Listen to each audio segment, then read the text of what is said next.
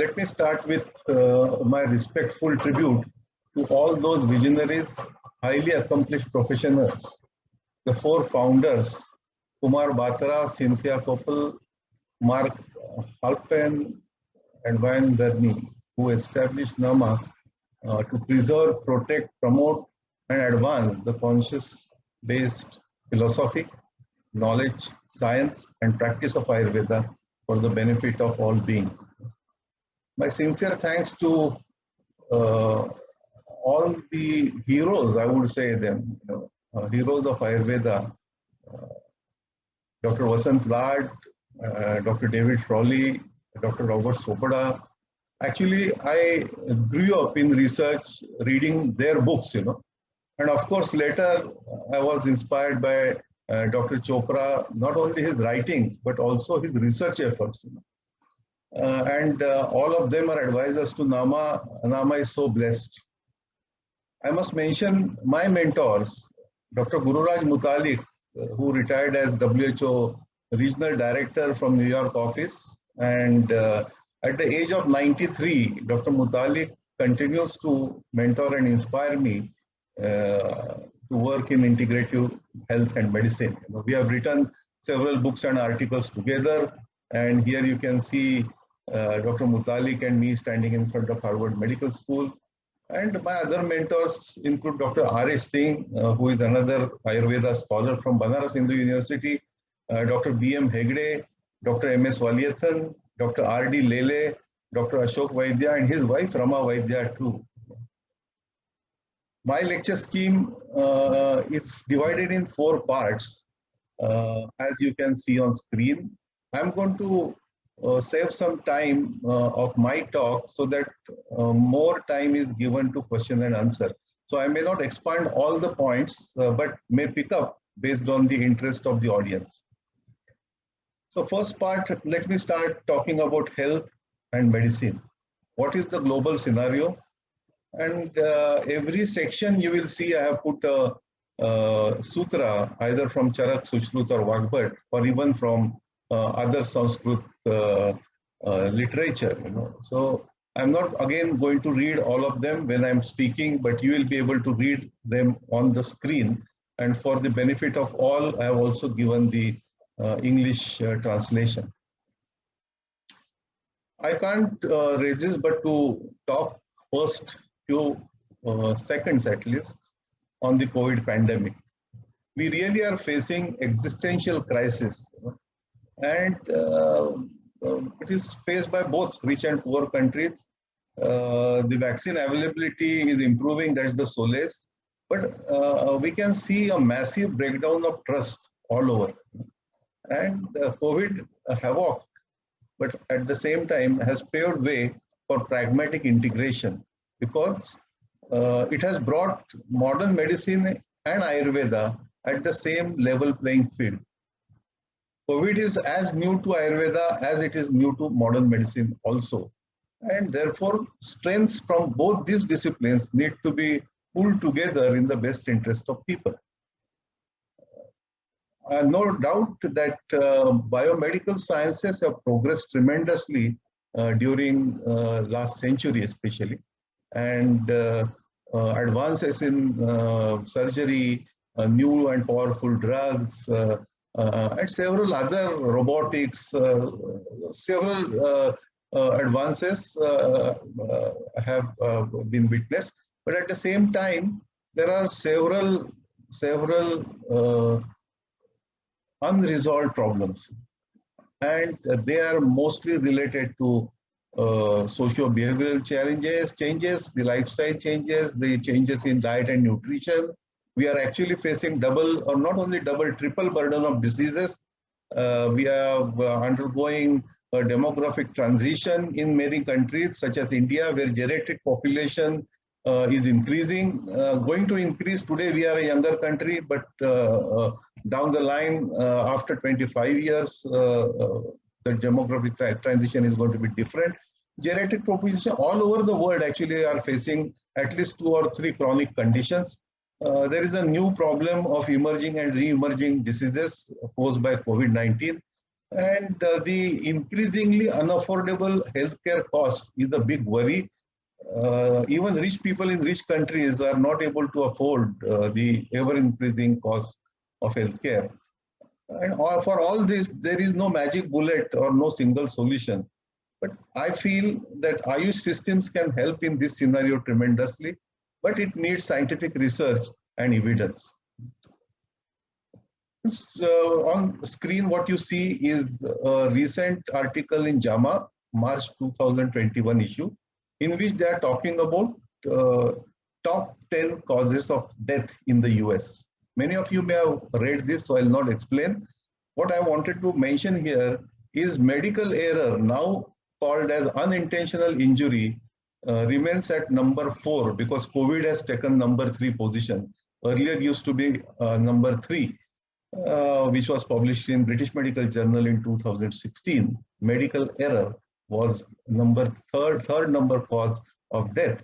At the down, you see, you may not be able to read, but there are articles, which indicate that if doctors go on strike, the mortality rate decreases.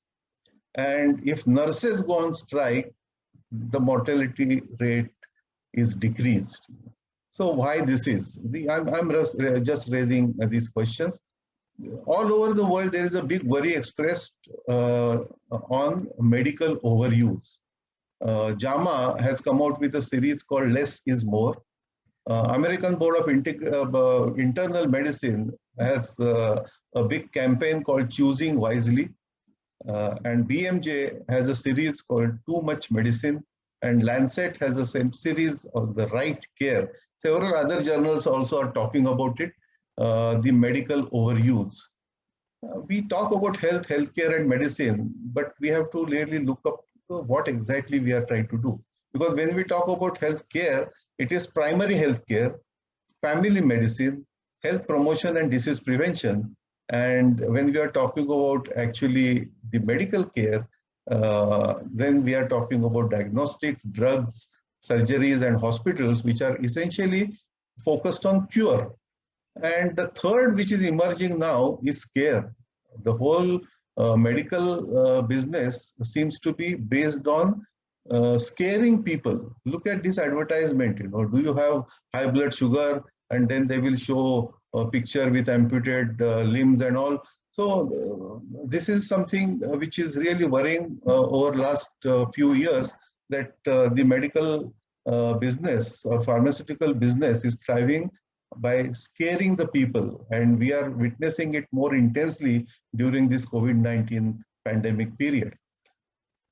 Now, part 2, I'm going to talk to you about research and evidence. And I'll start with, again, the Lancet.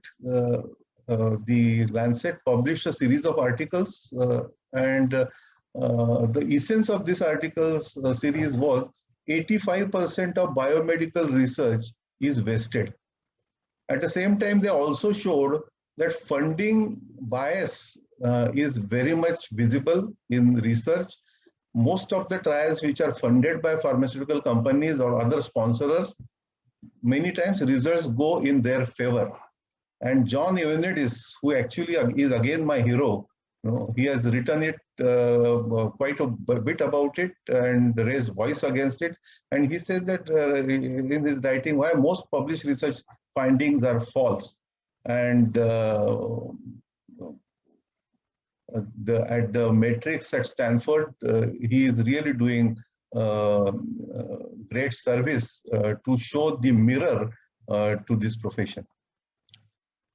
The title says that transdisciplinary research. So when I say transdisciplinary, we have to understand the differences between interdisciplinary, multidisciplinary, cross-disciplinary, interdisciplinary, and transdisciplinary. Essentially, transdisciplinary research creates a unity of intellectual frameworks, and it has a basic mutual respect towards all the disciplines. There is no hierarchy. It is about creating new ideas coming together, new concepts coming together, and new knowledge is generated once all the disciplines come together in harmony with mutual respect.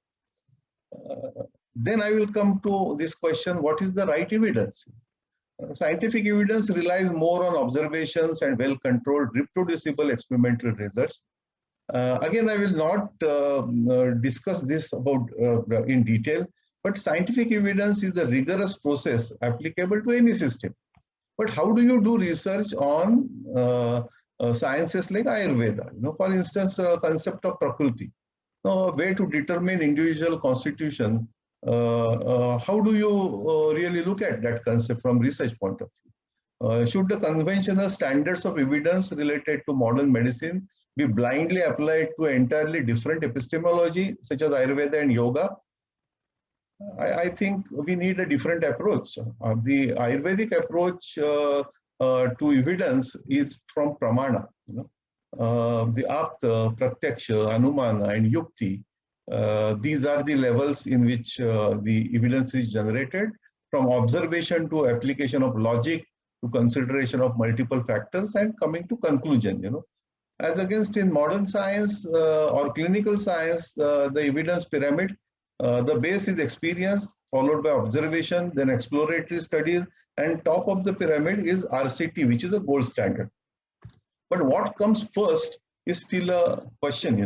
Experience sometimes can be at the top of the pyramid, or exploratory findings can be at the top of the pyramid. So there is no hierarchy in this kind of evidence pyramid. Again, I will tell you that I've learned this absence of evidence is not evidence of absence.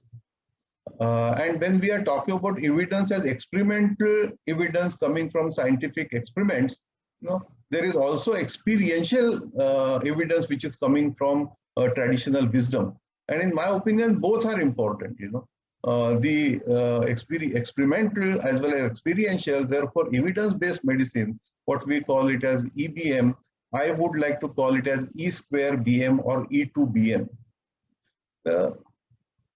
Evidence is not mere RCTs or statistics or significance and what is the p-value. And you may have read, even leading journals like Nature have talked about the flaws in going after statistical significance and the p-value. If you are talking about randomized controlled clinical trials, there are many conditions wherein we just cannot undertake randomized controlled clinical trial, but we accept those advices without RCTs because of our wisdom, because of our insights, because of our experiences. And to give example of this, I'm putting on the screen article. It's a very witty article published in British Medical Journal, and you will see that they have asked a question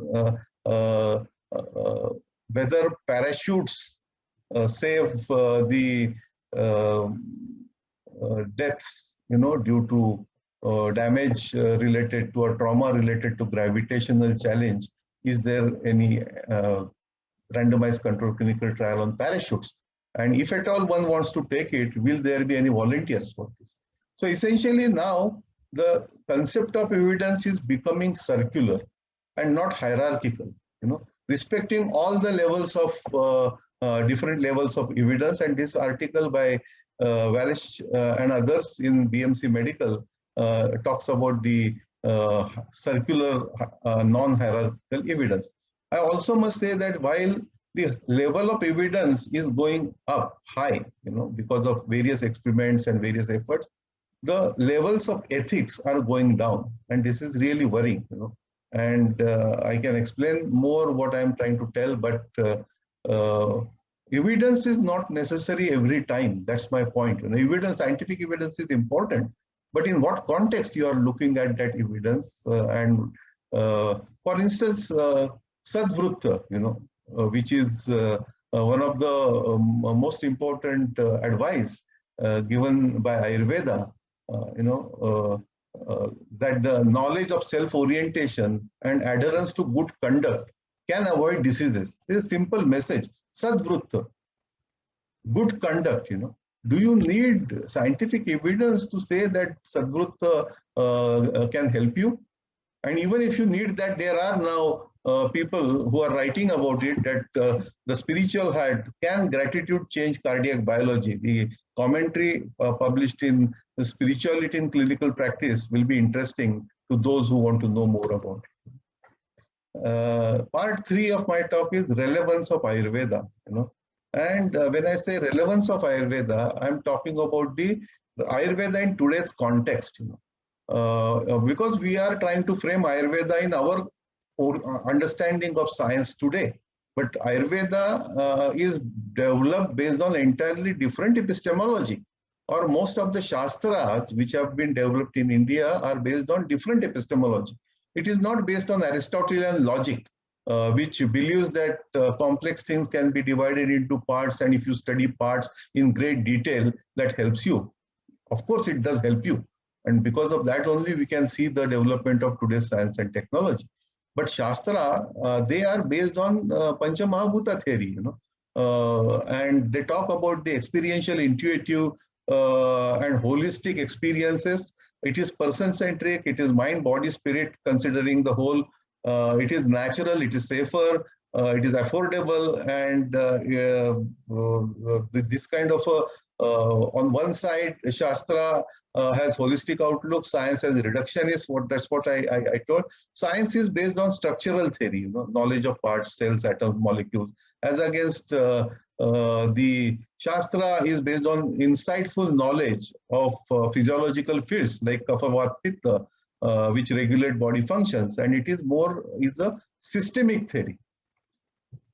I can also compare it with left and right brain and several other comparisons, but essentially the epistemology is different, and therefore the experimental methodology and approach to look at it also needs to be different.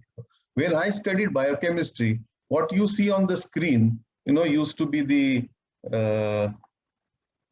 let me see, where is the pointer? Yes, I got it. When I studied biochemistry, this was the biochemistry all about. The Lehninger, if you extract Lehninger, then it is about the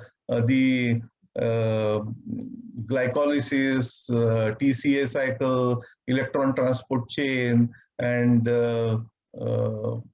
fatty acid metabolism, protein metabolism, and that's all about it. So it was understanding of metabolism was very, very limited at that time. But when I look at the Google map of human metabolic network, which you see on screen, I get amazed, and after looking at this complex map produced by University of California, San Diego, it is called as Recon 2. It contains 7,400 plus reactions, 1,800 plus genes, 20,000 plus protein coding genes, So this entire metabolomic chart, if you see, then can we really think that one particular target and one particular molecule can resolve this issue? No, I think the things are much more complex, because this is the whole system which will have a interplay. So we have to take a systems approach, and we took an effort to understand Ayurveda from systems approach. And we followed nature biotechnology graphical notation methodology. And what you see on this screen, this is a systems Ayurveda poster which we have created, which captures more than 230 knowledge points from Ayurveda, starting from Loka and Purush concept, Purushoyam Loka Samhita, or Yatha Pindi and Brahmandi concept, to Pancha Mahabhuta, to Tridosha, to Guna, to Rasa, to Ashtanga Ayurveda. All of them are connected in this logic chart with forward and backward linkages with color codes. So I'm not going to again discuss these details, but we also develop each of the small component of this. For instance, this is a Rasayana component.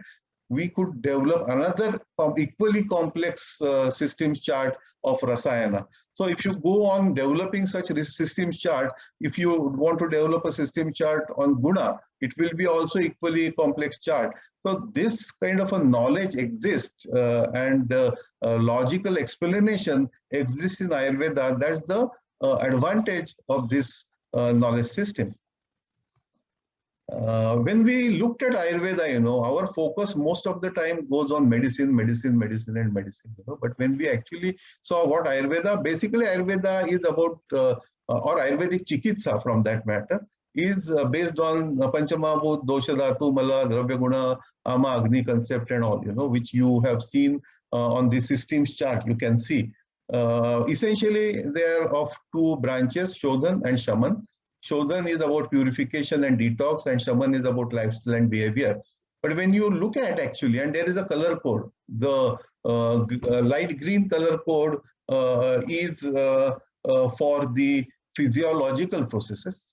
The red color code is pharmacological processes, wherein you actually use material as medicine, and then blue is psychological. So if you see, the Shodhana has very little red, that means very little medicine as material are used. Then Shamana also, if you see, very little red is there. That means Ayurveda, almost 80% of Ayurvedic Chikitsa or Ayurvedic interventions are based on physiological and psychological interventions. Of course, when I say psychological, yoga also chips in. About it, I'll talk little later. So Ayurveda as Lokapurush or Pindi Brahmand concept, it actually talks about the same language which today WHO or UN is talking about as One Health. Ayurveda is actually One Health, wherein human and animals ecosystem, their relationships are also very well considered. The epistemology and language of Ayurveda is certainly different.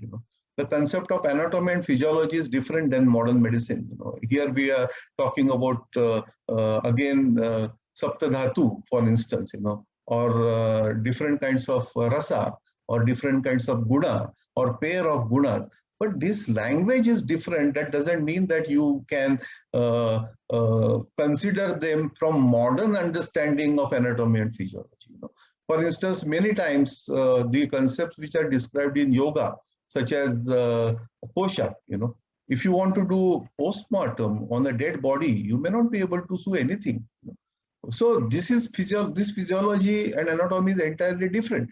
And when I was looking at it as a different language, I could read another interesting editorial published by Nature Biotechnology, and they quoted Sidney Brenner, Nobel laureate 2002, in which he said, no one, you could say that all the genetic molecular biology work of last 60 years could be considered a long interlude. We have come full circle, back to the problems left behind unresolved. How does a wounded organism regenerate exactly the same structure it had before? How does the egg form the organism? In the next 25 years, we are going to have to teach biologists another language. What is that language? I don't know what it is called yet. Nobody knows. This is what Sidney Brenner said, and which Nature Biotechnology editorial highlighted.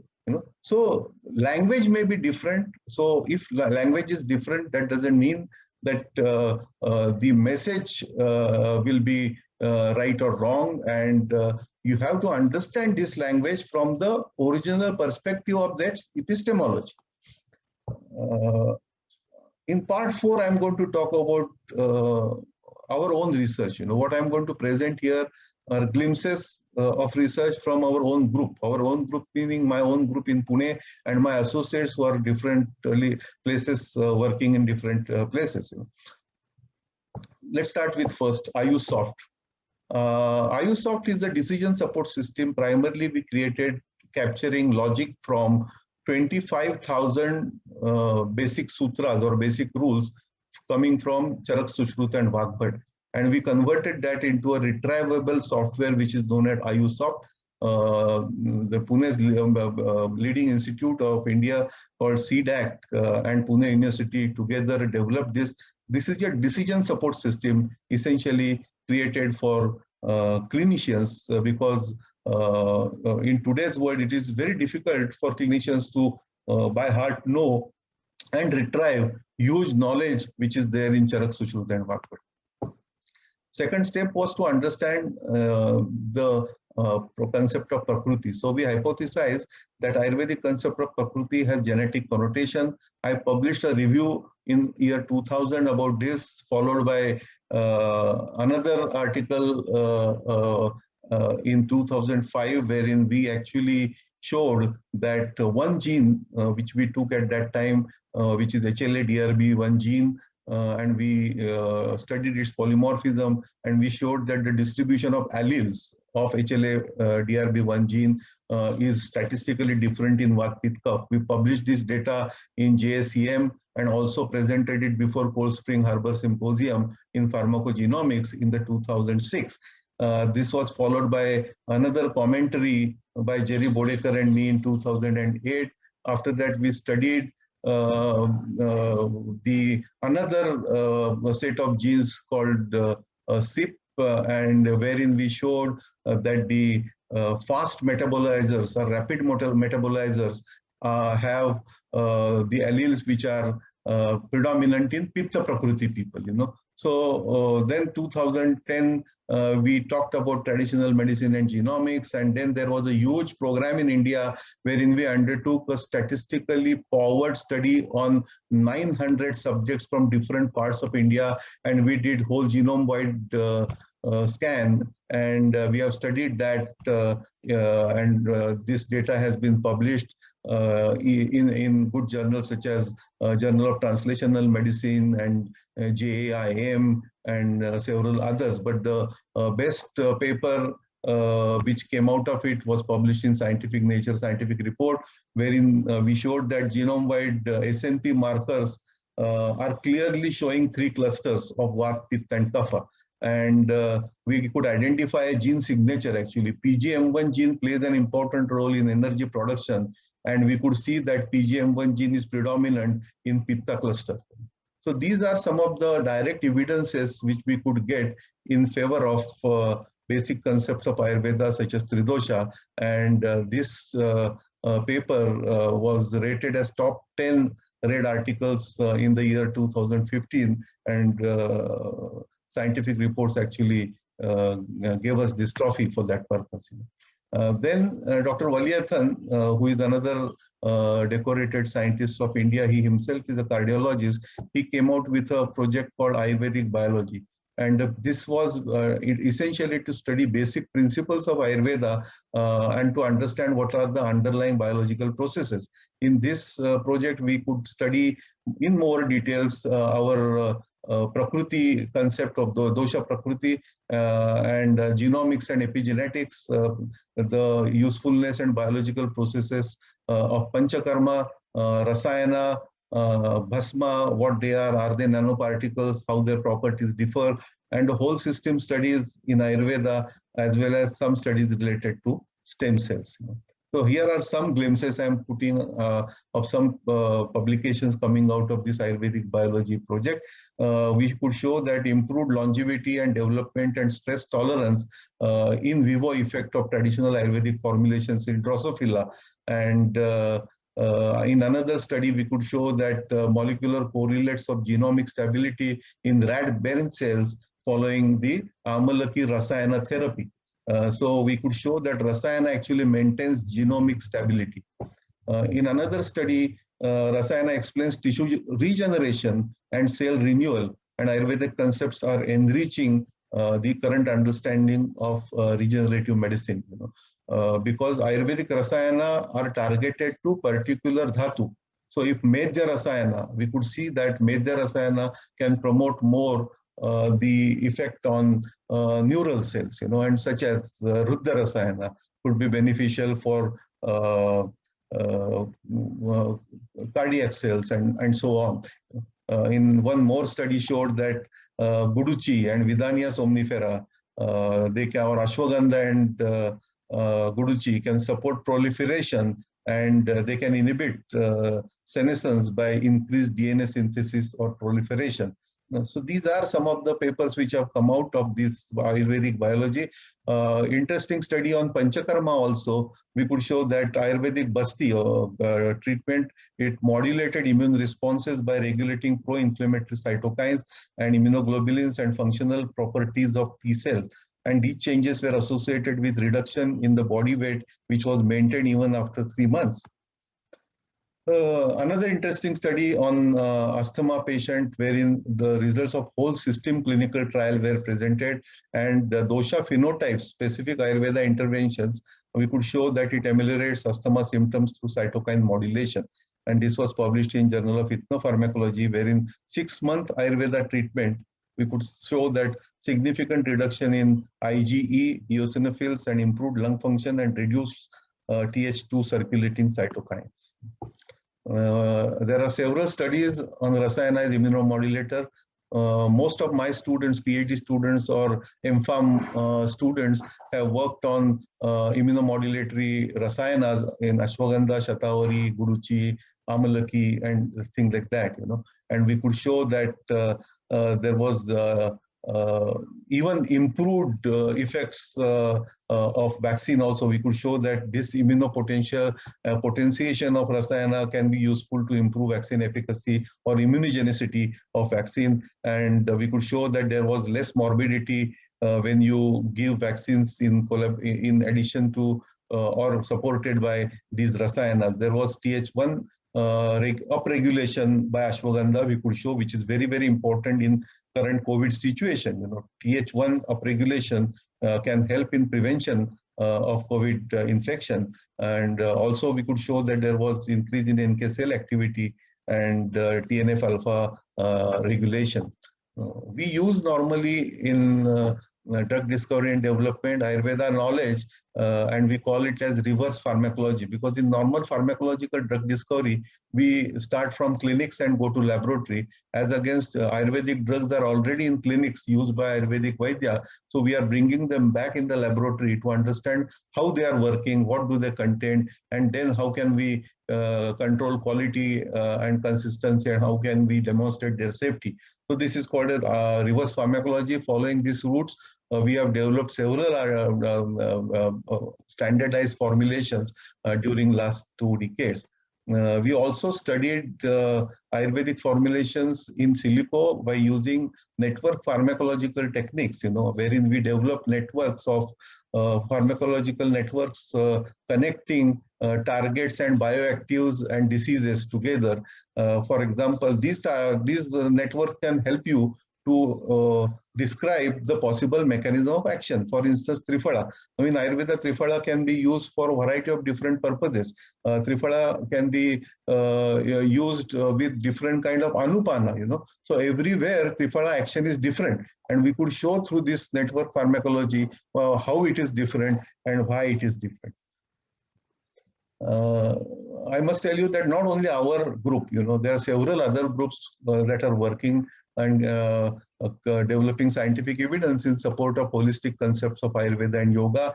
I have mentioned just few here, and you will see that some of NAMA members have actively worked on this kind of a research. And of course, many of the articles which you see on the screen, Dr. Vasant Lad is co-author, Dr. Deepak Chopra is co-author. For instance, this scientific reports paper about identification of altered metabolism profiles following a Panchakarma-based Ayurvedic intervention came from Dr. Chopra's efforts, So I can see the Anand Dhruva's paper also here. So all these NAMA associated Ayurvedic Vaidyas and scientists have worked together. Having said so, I must mention that the onus of scientific research we should take on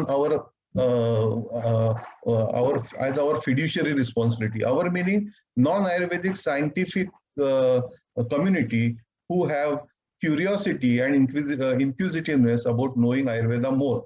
And we should not really put that responsibility on Vaidyas, because Vaidyas' responsibility is Ayurvedic practice. We are just asking them question, what research you are doing. I think this is unjust. You will see that most of this research which you see on screen has come through efforts, ideas coming from Vaidya, and scientific experimentation has come from scientists. So this kind of a collaboration between Ayurveda experts or yoga experts and scientists is going to show a way forward. There are several ideas in Ayurveda still remain unexplored, and I have taken just few incidents of Nobel Prizes from 2015 to 2018, and you will see that each of them has something to do with Ayurveda. But our problem is when somebody else invents, then we say that we knew it in Ayurveda.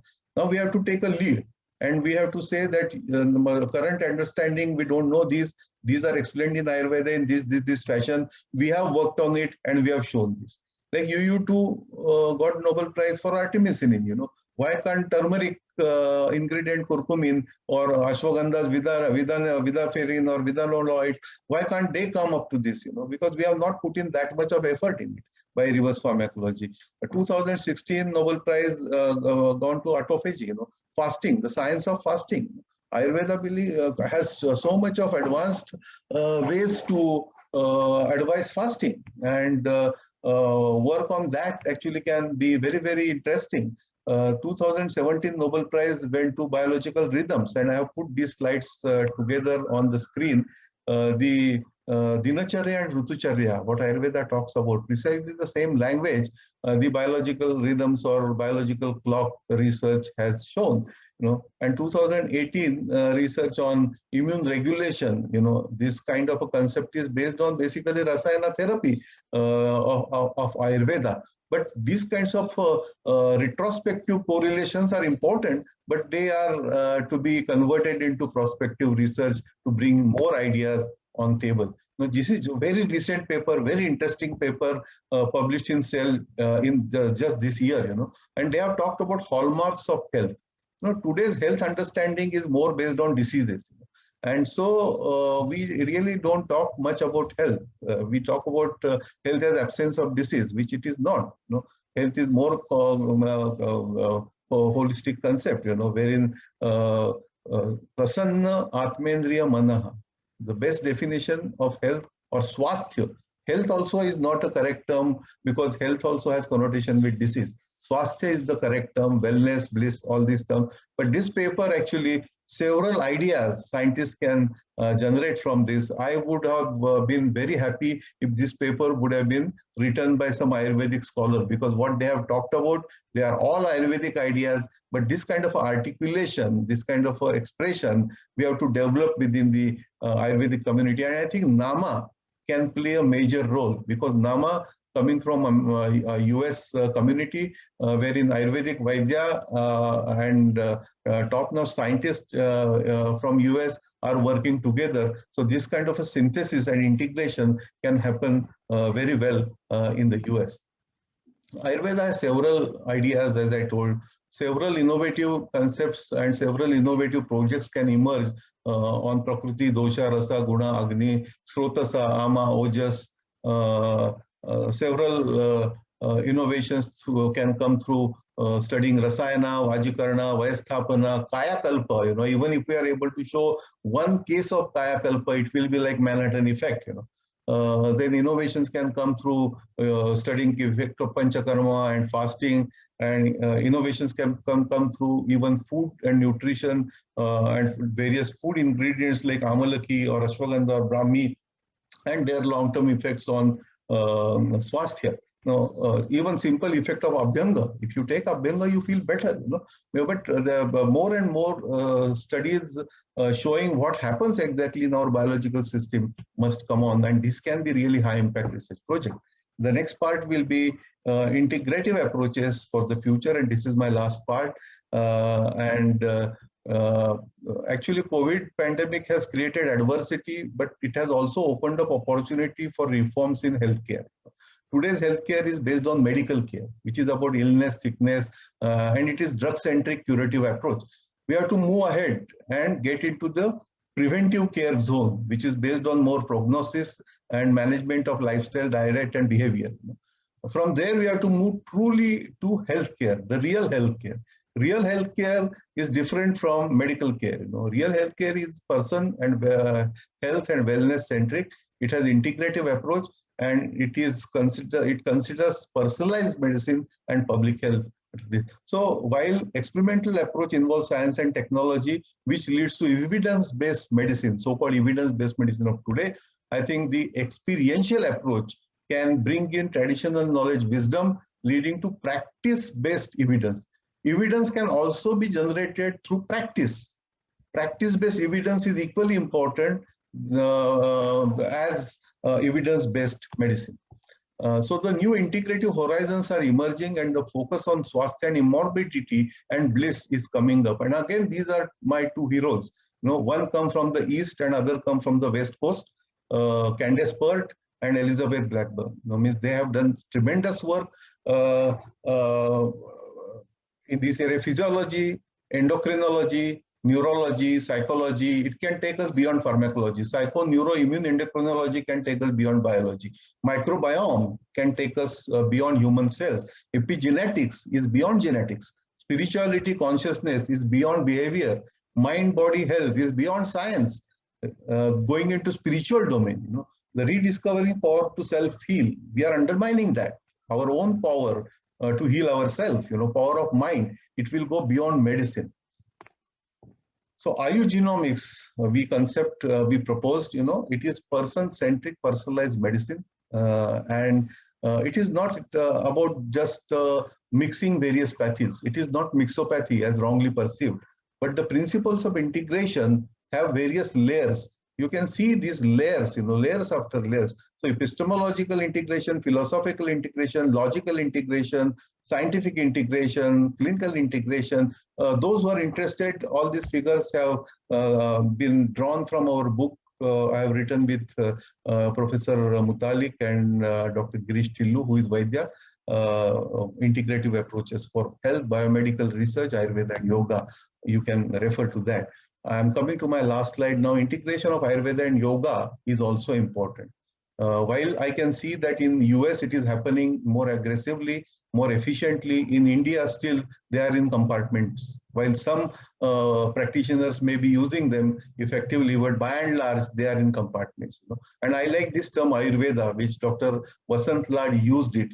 And we wrote an editorial with Dr. Mutalik and myself wrote an editorial in JIA, and we talked about the importance of concept like yoga. And therefore, this picture of Patanjali and Charaka representing yoga and Ayurveda is way ahead. The salutations to the sage Patanjali, who founded the quintessence of integrative approaches to healing sciences by merging the strength of Ayurveda in curing physical illness and yoga to eliminate stress and turmoil, which undermine health and wellness and lead to the state of disease. This is our model proposed, E2BM integrative model, on which you have integrative disease protocols for diseases like cancer, nephrology, hepatology, rheumatology. Then you have multi-specialty board, which looks at examination, diagnosis, treatment. Then you have diagnosis and therapy coming from biomedicine or Ayurveda yoga or psychological or dietetic or lifestyle interventions, which is essentially evidence-based component. And it will also bring a lot of documentation related to research, protocols, analysis, publications, and practice-based evidence. So health promotion and disease prevention should be the mantra for the future. I would end my talk by again showing you this Systems Ayurveda poster, which gives us a top-level view of knowledge available in Ayurveda. It is immense. And scientists should be enthused to take a few points from these ideas and take them back in laboratory to study them for the benefit of the humanity. I will end by quoting from a book by M.S. Valiathan, The Legacy of Charaka. Ayurveda owes its call not to selfish goals or worldly pleasure, but to compassion for fellow beings.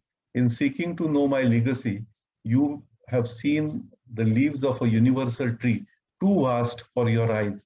May your sight grow and your quest never end. With this, I would like to thank NAMA, the whole NAMA team. President of NAMA, I have interacted with her, very, very dynamic president and executive director, and the whole team of NAMA. I'm so happy that you are doing work in US, which is bringing more order for Ayurveda practice. This was extremely essential. Otherwise, there is always a tendency to take advantage of the growing popularity of something and make some quick money out of it, But because of NAMA, there will be some order and there will be some quality control on education and practice of Ayurveda in the United States. On this screen, what you see is our group, What I presented is not my only contribution, This is contribution of my all students, PhD students, MSc students, MPharm students, and all my mentors and the whole group of scientists who are working for this cause. This particular book, which I mentioned, Integrative Approaches for Health with Dr. Mutalik, today's lecture draws a lot from this book, and also Journal of Ayurveda and Integrative Medicine, which I edit. Several editorials I have referred while preparing for this lecture. Thank you, Nama, for this wonderful opportunity to connect with your members, and I wish Nama all the very best. Namaskar.